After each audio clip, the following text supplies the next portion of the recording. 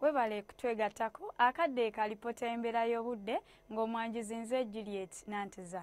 Ebitundu by'eggwanga ebisinga obungi akasana akasibye nga keememula wabula ebyo ebimu eby'omu buvanjuba ssaako n'ebyo ebimu eby'omu bugwanjuba bifunyeyo oluwandagirize.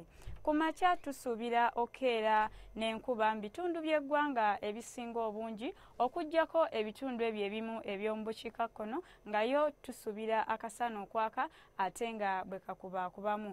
Embeera eno tetugisuubira kukyukamu okutuusa olw'eggulo. Ddyo ebbugumu mu bitundu ebyo eby'e Karamoja tulisuubira okutuuka ku degrees 34. Ebitundu ebyo eby'omu buvanjuba ssaako n'ebyo eby'omu bugwanjuba ebbugumu tulisuubira okutuuka ku degrees 29.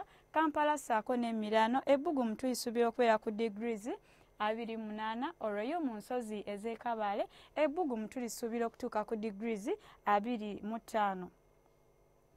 Bwe tukyako ku bibuga ebimu ebusukkansalo, Nairobi tusuubira okufunayo namutikwa w'enkuba ng'alimu n'okubwatuka okw'eggulu. Olwo ate Cairo, Beijing ssaako ne mu Dubai tusuubirayo akasana okwaka ate ewamu nga bwe kakubaakubayo. Olwo yo mu London tusuubira okukwatirayo ekiddedde. Bw'asuubira okutambulako mu bitundu ebyo tukusaba ogende nga weeteekedde embeera eyo okumanya ebisingawo. Genda ku mutimbagano gwaffe nga bw'ogulaba, beera bulungi.